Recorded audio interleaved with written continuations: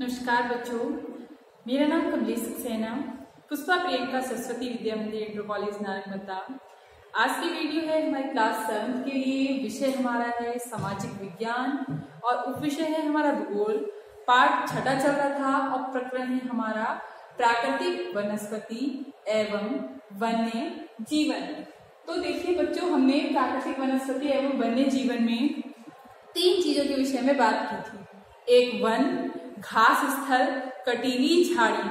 वनों के विषय में मैंने आपको बता चुकी हूँ कि वन क्या है, और वनों के अंतर्गत उष्णकटिबंधीय सदाबहार वन, उष्णकटिबंधीय पर्णपाती वन, शीतोष्ण सदाबहार वन और शीतोष्ण पर्णपाती वन के विषय में बताया, भूमध्य सागरीय वन के विषय में बताया और शंकुधारी वनों के विषय में बताया।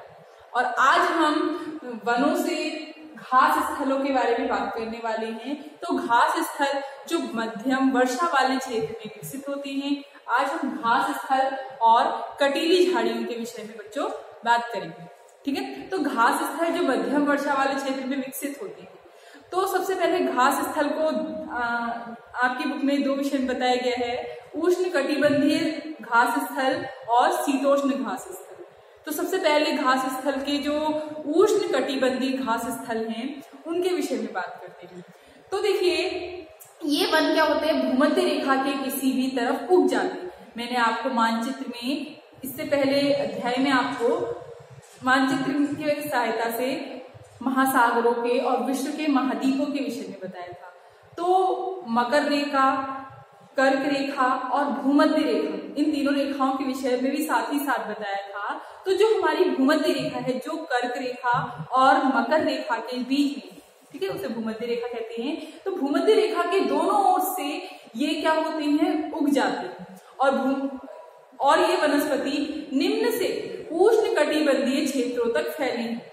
ये जो हमारे घास स्थल है, ये वनस्पति निम्न से मध्य वर्षा वाले क्षेत्रों में पैदा होती हैं और साथ ही साथ ये घास जो होती है काफी ऊंची और लगभग 4 मीटर की ऊंचाई तक बढ़ जाती है। अफ्रीका का जो सवाना घास स्थल है, इसी प्रकार का उष्ण कटिबंधीय घास स्थल का, और सामान्य रूप से जो उष्ण कटिबंधीय घास स्थलों में जो जानवर हैं, जैसे कि हाथी हो गया, जेब्रा हो गया और जिराफ हो गया, हिरन हो गया, तेंदुआ हो गया, ये जानवर भी पाए जाते हैं उष्ण कटिबंधीय घास स्थल।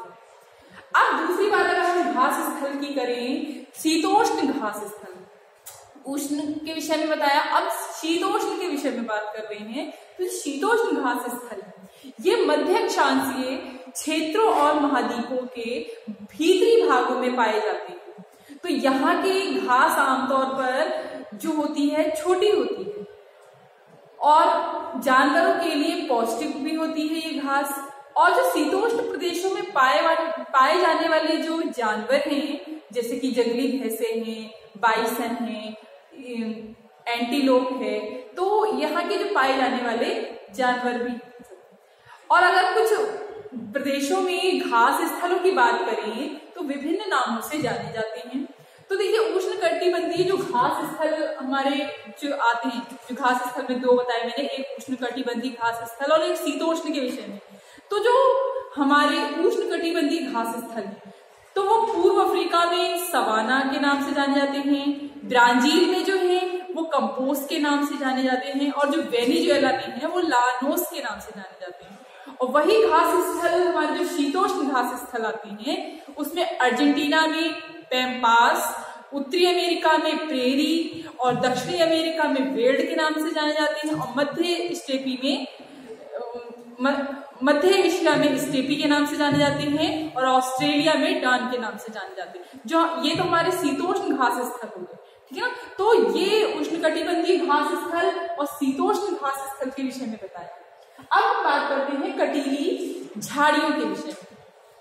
तो शुष्क रेगिस्तान जैसे प्रदेशों में पाई जाती है कटीली झाड़ियां, और उष्ण कटिबंधीय रेगिस्तान महाद्वीपों के पश्चिमी किनारों पर पाए जाते हैं।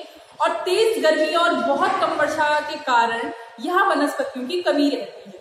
यदि हम ध्रुवीय प्रदेशों की बात करें तो वह स्थान आपको बहुत ठंडा मिलेगा, जहां पर बहुत ही सीमित प्राकृतिक वनस्पति मिलती है। यहाँ केवल काई, लाइकेन और छोटी झाड़ियां पाई जाती हैं।